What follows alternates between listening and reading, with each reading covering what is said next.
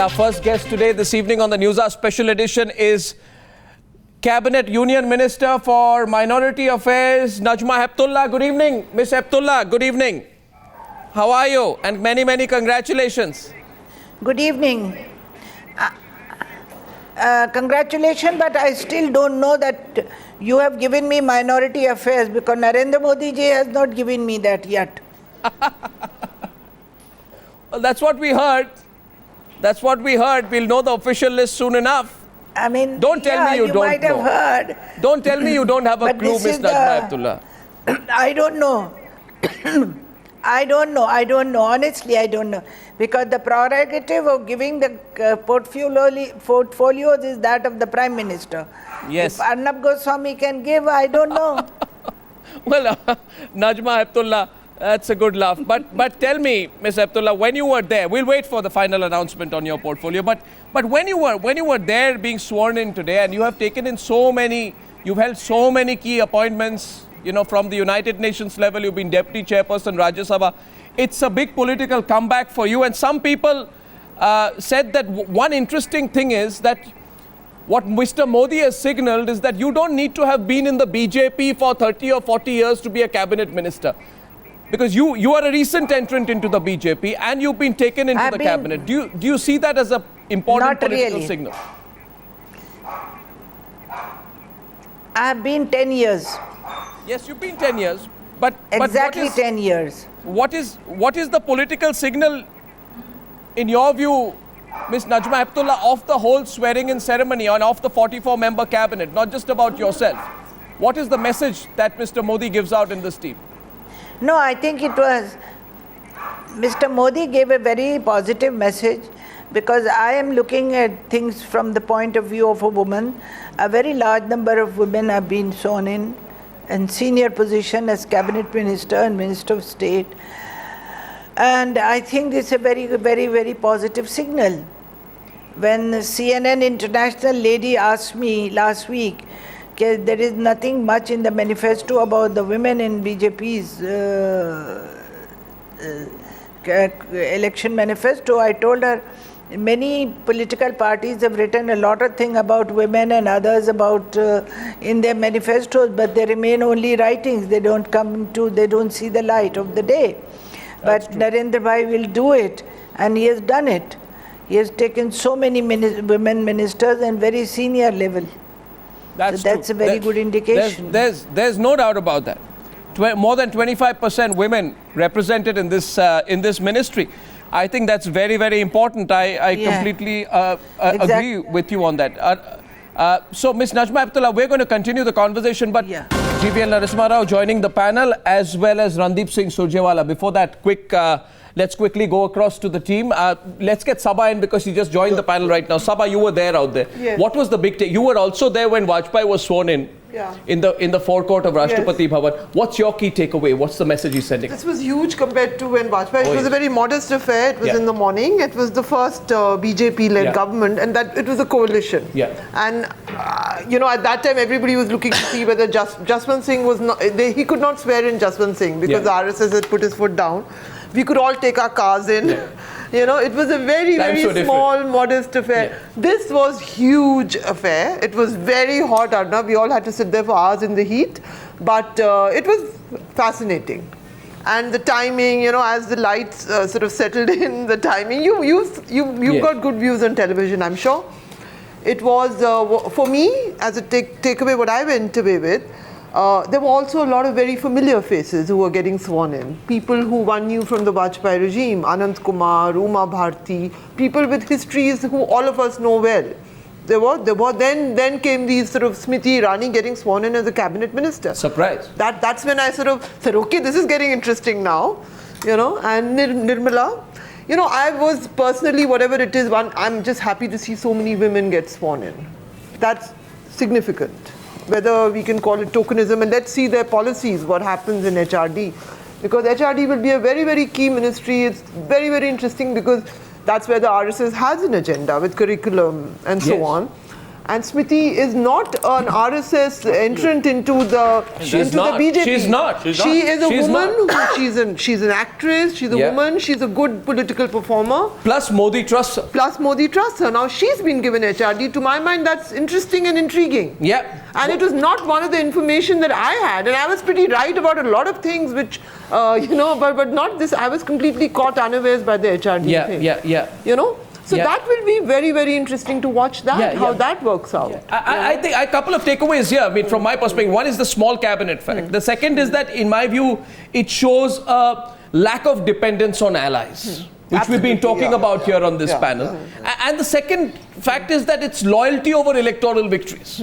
Yes. It's loyalty over electoral victories, and also the fact that you're not necessarily going by a straight Rajasthan got us 25 seats, so we need to give 5 cabinet ministers from Rajasthan. It's unconventional thinking. He doesn't need to do that. For the next 4 years, there is no action in Rajasthan, Arnav. They've just had a state election. They've delivered a central election. So he's concentrating more on areas which still have to go to polls, like Bihar, like Maharashtra, Gopinath Munde getting a big berth, also Shripad Naik getting a big berth, and of course the Shiv Sena getting the berth for Anant Geete. No, see, the fact is that Rajasthan, Uttarakhand, BJP swept the state, but representation is not necessarily equal to political performance. What comes across to me, and Randeep Surjewala, welcome to the panel, GVL Narasimha Rao, what comes across to me is that he's separating his political team from his governance team.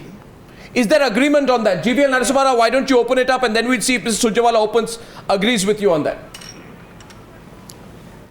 You see, while choosing his council of ministers, I think Mr. Modi, the entire media knows how over the past 4 days and even during the last week, the amount of discussions that have gone into. I think at the end of the day, the idea is to choose a council of ministers that can best deliver his dream of India. He has promised to the people of India, and it was a mandate with him as the prime ministerial candidate of the party. So the selection of the team is a combination of several factors. The suitability, competence, experience, regional representation, social representation, and states where party has a phenomenal presence, and states where party does not have much presence. No, Mr. Rao, many people don't agree with that assessment. They believe the thinking is different this time. It's more performance-oriented and individual-oriented rather than politics-oriented. Meghna Desai. Absolutely. I think... Meghna Desai is a different term. Listen to him, sir. This is the first time you can say that a management expertise like a team has been constructed. And another important thing is what allies have been given are relatively minor ministries. So they are there, but they are not going to make the major decisions. Let's see how the Congress party looks at that, because that is what actually weighed down the UPA for all these years. Mr. Surjewala, you see what Mr. Modi has done is what you couldn't do. Obviously, you are more dependent on your allies. Mr. Modi is less dependent on his allies. Arnab, first of all, it's a day for rejoicing the democratic process in this country. Mr. Modi has a clear mandate. It's his prerogative to form his team. He's formed it. As a citizen of this country, I would have been happier if an important portfolio like defense, and I'm sure the portfolio list is still not out, but whatever your channel has been showing, was given its due importance instead of clubbing it. Why do you feel it is not? I know that Mr. Jaitley is very able. I would also say that many disjointed ministries have been clubbed together. I am sure Mr. Modi will proceed to correct them in days to come. Okay. So when we speak about maximum government slogan, I think we need to really replicate it by distributing work in a fashion where it is not concentrated in a few hands, however able they may be. Okay, we'll keep it moving fast. I'm going to get reactions. Interestingly, the Congress party says today work has not been distributed well. Smriti Irani, good evening. I think you're live with us right now, aren't you? Good evening and a very big congratulations to you. Good evening. Good evening. There you are. Well, Thank Smriti, you. Thank you, Arnab. many congratulations. And from all of us here in the studio, Thank you. were you surprised to get a cabinet berth? I'm quite privileged and honored that I was deemed fit for such a huge responsibility.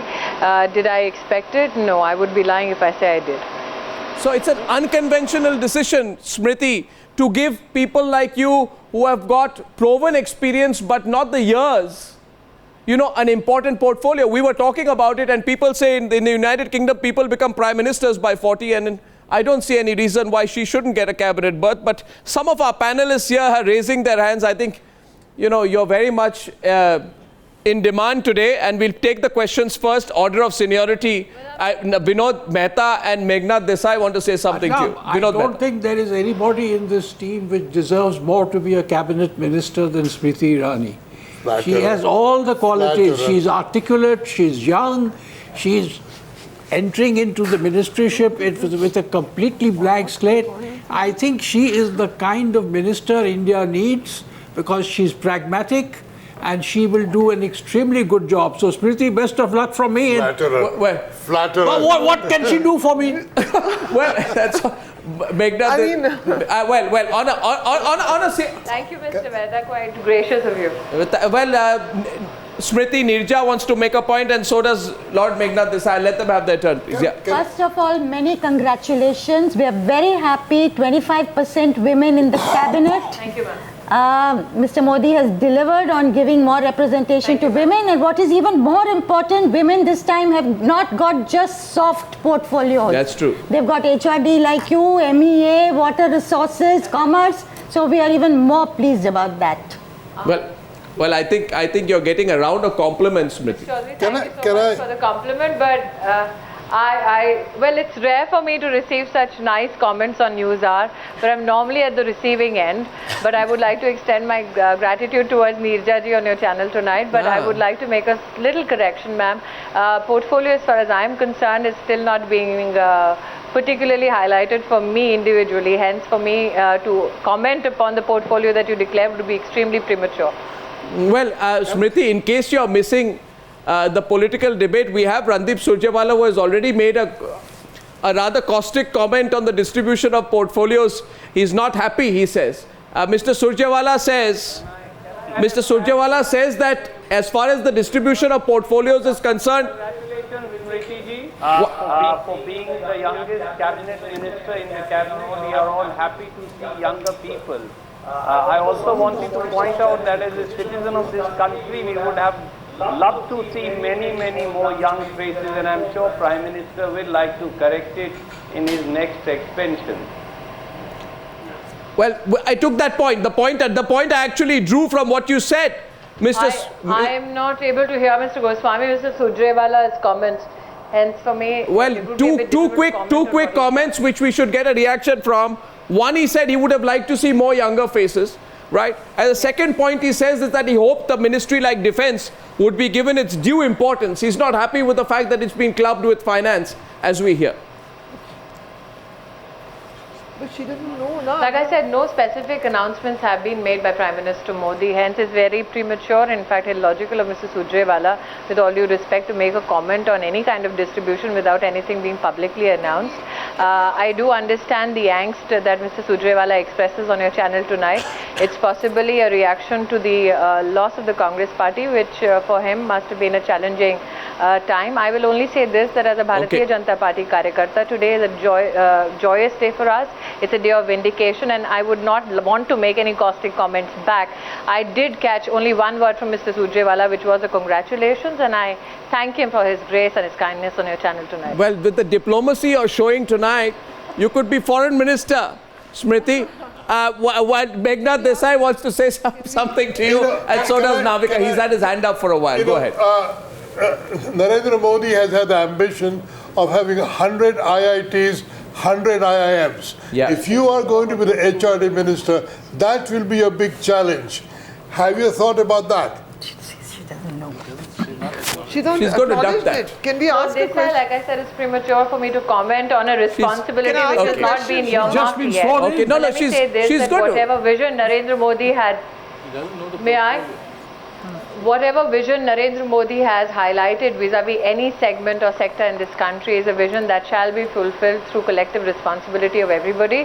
Like I said, let me reaffirm that I have not been given any specific portfolio, hence for me to comment specifically on anything Lord Desai would be extremely illogical right now. Well, let's hope you get it. Well, 1 second. Navika has a question and Sabha also wants to make a point.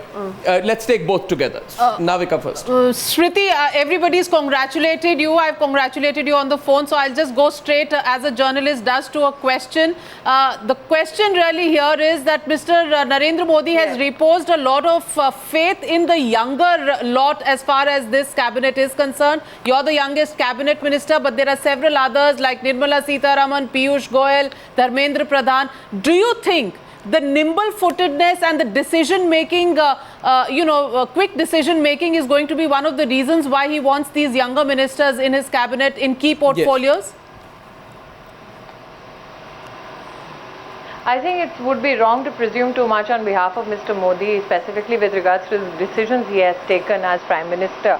But I would only say this, that though I might be chronologically the youngest comparatively to my colleagues like Ms. Sitharaman, organizationally my life has been quite extensive and quite long.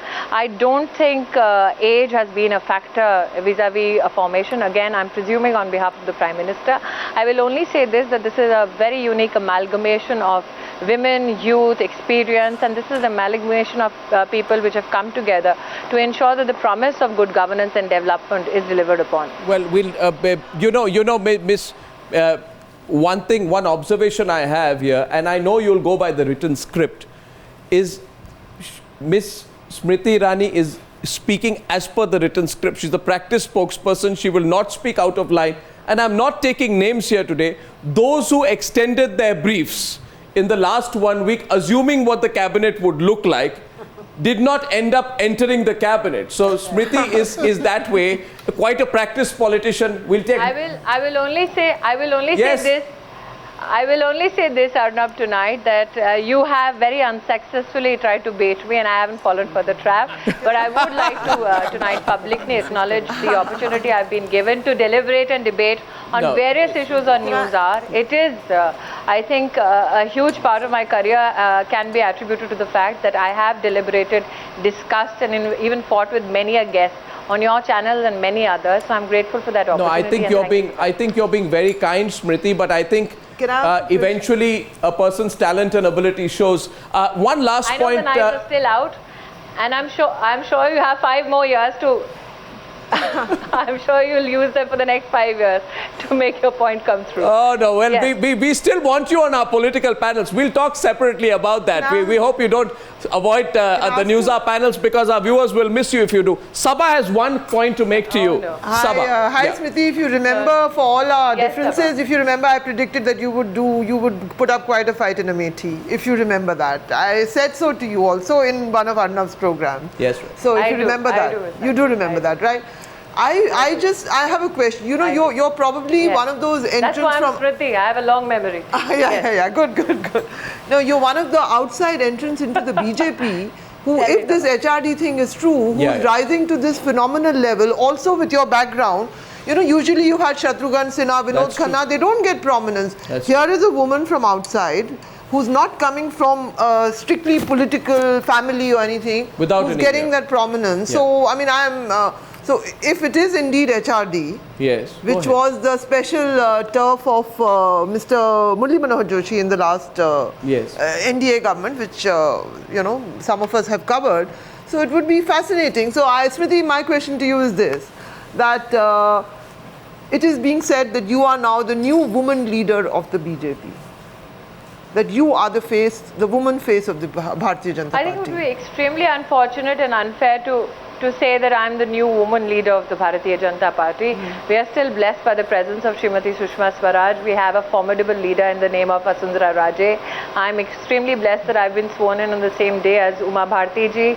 And I think that, Sabha, what is fascinating for me is that after Arnab, you tried to unsuccessfully bait me. I will only say this, that I don't know how you define the term outsider. But I will only say this, that that to be given such a huge responsibility at such a young age is something that I'm extremely honored by. I will only say this, that again, I will reiterate that no specific portfolio has been given, but whatever the responsibility, given whatever capacity I have, I shall ensure that I deliver. Yeah, well, Smriti, as I thank you, I also want to say this, that we here on the Newshour and Times have enjoyed our sparring, our conversations, our fights and our debates. And I think there are a lot of people out there, you know, in a country of 100 million young new voters who would really be not just happy but be thrilled to have a cabinet minister in their 30s. You know, leave anything, any politics aside. To have a cabinet minister in her 30s means you have so many decades of public life ahead of you. All the very best. Congratulations, Smriti. And don't lose that smile in the ups and downs of governance. Thank you very much. Smriti Irani there. Fantastic. Well, yes. Thank you so much. Thank you. Thank you, Smriti. Thank you. Thank you. That's Smriti Irani. Well deserved there, you know. And I think it is fascinating today.